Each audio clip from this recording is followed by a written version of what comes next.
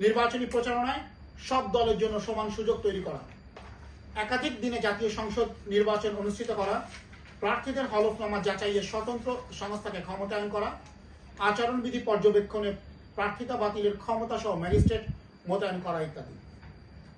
সংবিধান সংস্কার সংক্রান্ত আমাদের প্রস্তাবনায় রাষ্ট্রপতি এবং প্রধানমন্ত্রীর ক্ষমতায় ভারসাম্য আনয়ন করা, সংবিধানের ৭০ অনুচ্ছেদ বাতিল করা, দ্বিকক্ষ বিশিষ্ট সংসদ ব্যবস্থা প্রবর্তন করা, সংবিধান সংশোধনে গণভোটকে বাধ্যতামূলক করা ইত্যাদি বিষয় থাকবে।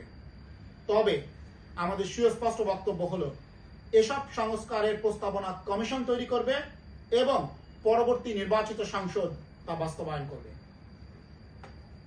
পুলিশ বাহিনীকে স্বতন্ত্র কমিশনের মাধ্যমে জবাবদিহিতার আওতায় আনার লক্ষ্যে আমরা প্রস্তাবনা তৈরি করছি। আমরা চাই সরকারের আজ্ঞাবহ দলদাস বাহিনীতে যাতে পুলিশ বাহিনী পরিচালিত